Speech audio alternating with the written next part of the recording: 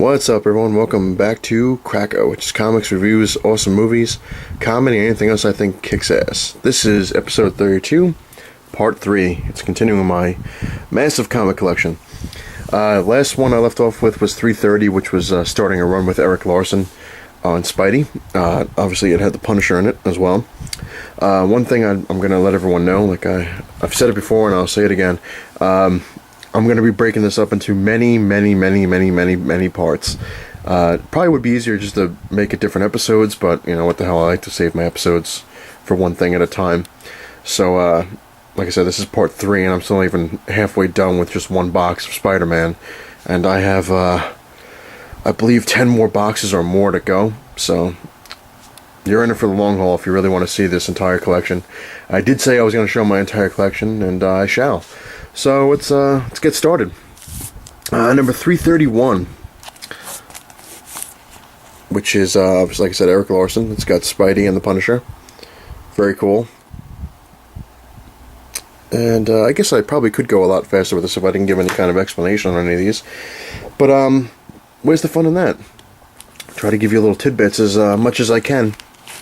Number 332, which is Venom. He's back after the whole getting knocked out by Spider-Man, almost stealing a symbiote. But this is pretty cool. It was I think it was Sunday in the Park with Venom, I believe, if I'm correct.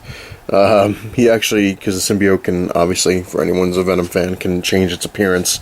So he disguised himself as a cop and attacks Spider-Man in the park, which was interesting, but pretty cool. Moving on to number 333, which was another very interesting one. Basically, it's got Venom and Sticks and Stone, as well as obviously fighting Spider-Man.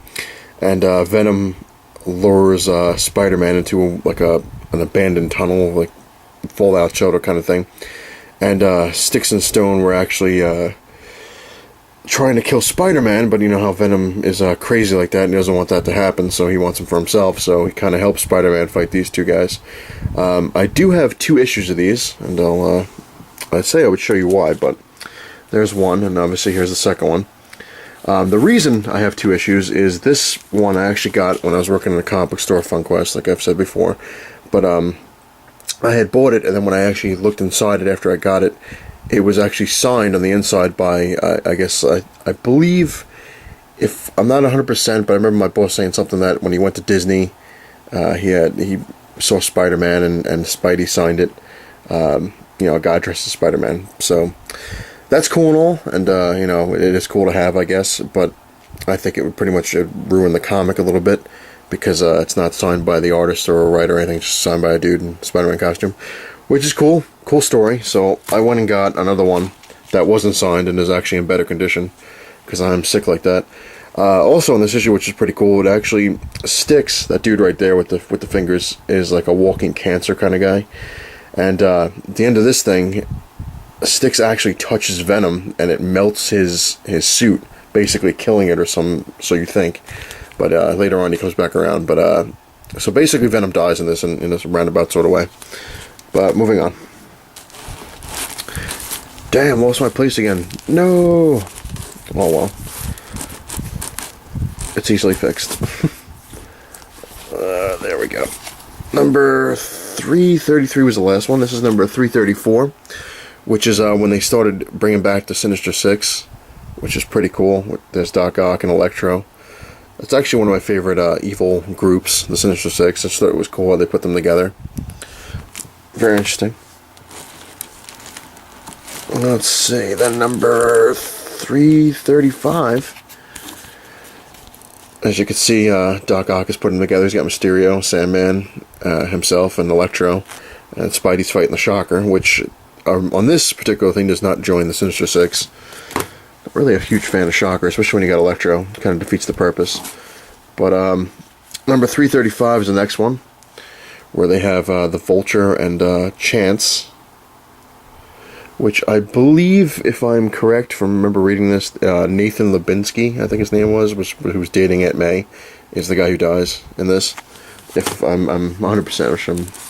I'm never really 100% on anything anymore because, like I said, my memory's getting shot with all these comics. and trying to remember all this stuff is just, it's getting harder and harder. But moving on. This is part 4 of the Return of the Sinister Six, number 337, I'm sorry, I'm even losing the numbers. But as you can see, he's got the Hobgoblin, Electro, Sandman, the Vulture, Octopus, and Mysterio. Which is kind of funny because when I was growing up, this was the Sinister Six that I knew. But apparently there were ones before it which had Kraven instead of, I think it was instead of Hobgoblin, it was Kraven the Hunter. Not 100% again, but you know, if anyone knows, let me know, or I'll try to look it up. But moving on. Number 338, which is the final battle with the Sinister Six, which is a pretty cool cover. Moving on. As you can see, I skip. Wait, no, I don't. I'm sorry. Losing it. Number 338. Number 339. It's part 6 of the Sinister Six. That just sounds like a devil thing right there. 6 of Sinister Six. But this one is pretty much a showdown between Doc Ock and Spider-Man, which is, I gotta say, the Sinister Six, say that 5 times fast, is, the issues in this were actually really, really good, and they're worth having. So if you really like reading Spidey, you'd love these. So, moving on. I kind of jumped. I missed number 340, but I did get number 341. Spider-Man apparently is fed up, and he's finally had it, and he gets rid of his powers. So he becomes a normal person, but the Tarantula's in this one. And it's funny, because obviously the supervillains aren't going to leave him alone. So they always, I guess, like, push his buttons, so he starts fighting people without his powers, which was pretty nuts. Pretty nuts indeed. But hey, he's Spider-Man, he feels that he's responsible for everything, so did what he had to do. This is actually a favorite issue of mine. One, because I'm a Scorpion fan, like I said. Black Cat's awesome. It's a pretty damn good cover. Obviously, Scorpion fights Spider-Man without his powers, but they don't know that. The Black Cat, Spider-Man actually contacts her and says, you know, I don't have any powers, and I need you to bring my costume, and she kind of tells him, you know, you're out of your mind. And but she brings him the costume anyway, and the two of them try to beat the crap out of the Scorpion, which, as you can see, doesn't go too well, because Spidey doesn't have a spider sense, so he kind of gets his ass kicked a little bit. But moving on. I'm trying to keep this stuff so I can actually go through it really quick, but I keep losing my space, and even when I put a comic up to try to mark my space, it falls down. But work in progress. There we go. Try to keep that one up there so I can, and it doesn't always work. But anyway, number 343. This is actually, as you can see, a whole bunch of villains go after Spidey and the Black Cat, Scorpion, Tarantula. I can't remember who the Femme Fatales, I think they're called. Can't really remember them all that much. But anyway, this is actually, he gets his, Spider-Man gets his powers back. How he lost his powers is he found like some kind of like neogenics machine, and it takes away his stuff, and then he finds a way to reverse it, and blah blah blah. But he gets his stuff back, so it's kicking some ass again. Moving on. Number 344, which, if I'm not mistaken, this is the introduction, first appearance of Cardiac, which was a pretty interesting character. He fights the Rhino and him.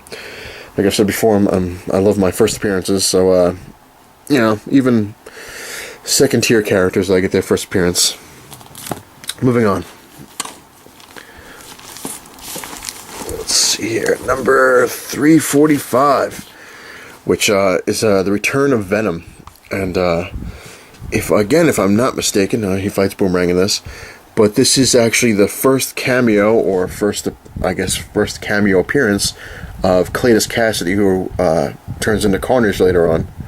So it's pretty cool. Like Venom, he thought his symbiote was dead, and it apparently finds him in prison, and he breaks out, and then he leaves a little bit of a spawn behind, and Cletus Cassidy, who is his cellmate, picks it up, and then eventually becomes Carnage. Nice little tidbit for everyone there. Number, what am I up to? 346. Another awesome cover. Like I said, Eric Larson did a good job with Venom and Spidey. Obviously, he fights Venom in this one. But Venom kind of tricks Spider-Man into... like, he makes it look like he's following Spider-Man. but actually Spider-Man's following him in a roundabout sort of way. It's kind of weird.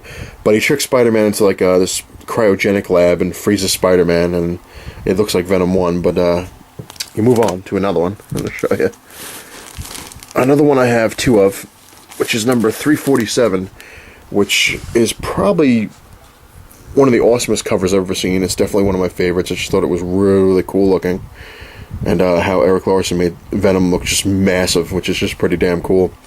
The reason I have two is one of them is another one I got from the comic store I was working at.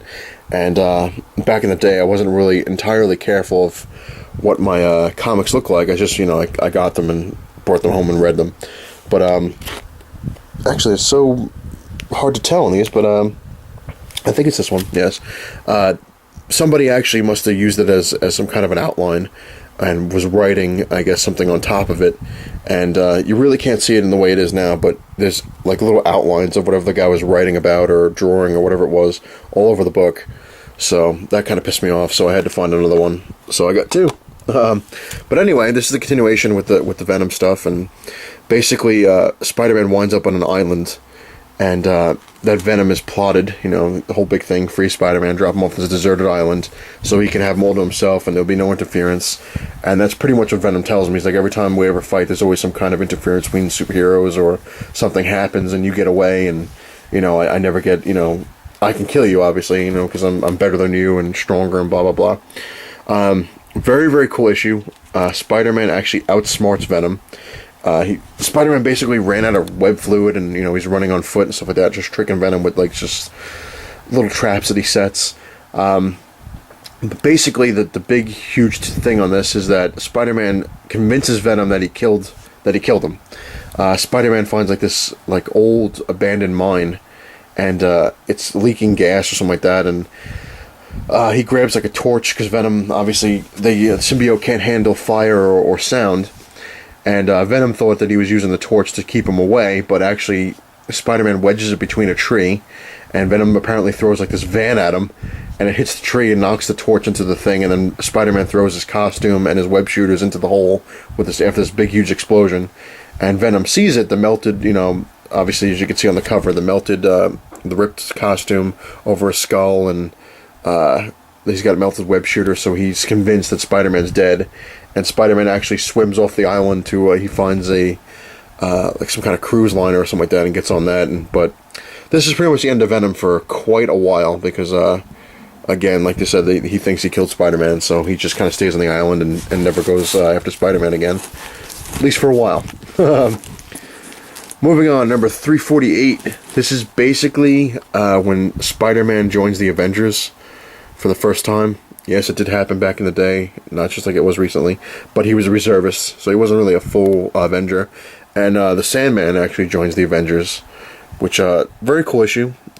Basically, Sandman helps out Spider-Man with some kind of, terrorist threat kind of thing, and the Avengers show up, and Sandman just kind of gets pissed off because he doesn't like the way that they're telling him how to do the job, even though, he kind of destroyed a couple things. So apparently Captain America says to him, he goes to tell him, he was originally going to tell him, just be a little more careful, but, we're glad to have you on the team. But Sandman kind of takes it the wrong way and quits. So he joins and quits in the same issue. But moving on. And as you can see on that, it's still Eric Larson, which, like I said, he's pretty damn good. I'm going to stop at this one, because it's going to get into a whole big, huge thing. But this is number 351, which is kind of, it's not a Spider Slayer. I thought it was a Spider Slayer at first, but it's like this Tri-Sentinel, I think it's called. Oh yeah, look, it's even on the top. Yay, I remembered it, and it's on the cover. Woohoo! It's some kind of cosmic thing, and Spider-Man apparently, when he had his cosmic powers, the whole point of his cosmic powers is to destroy this thing, and it shows back up, and this time he doesn't have his cosmic powers, but he does have Nova to help him out. Yeah. But I'm going to stop there, because like I said, I don't want to make these episodes, parts anyway, way too long, because then nobody really wants to watch them, because you'll be like, oh, it's 45 minutes, or it's an hour long, oh my god. Comic Geeks will spend the time to do that, but I figured if I break it into parts, it's a little better to, I guess, digest would be it. So I'm going to leave it here at 351, And like I said, hey, if you like what you see, come back for part 4, and we'll continue with my huge box of Spider-Man. Like I said, I'm only on box 1, so I still have a lot to go. So I hope you don't mind all these parts. But see you for there. See, can't talk, so much stuff. I'll see you for part 4, hopefully. Later.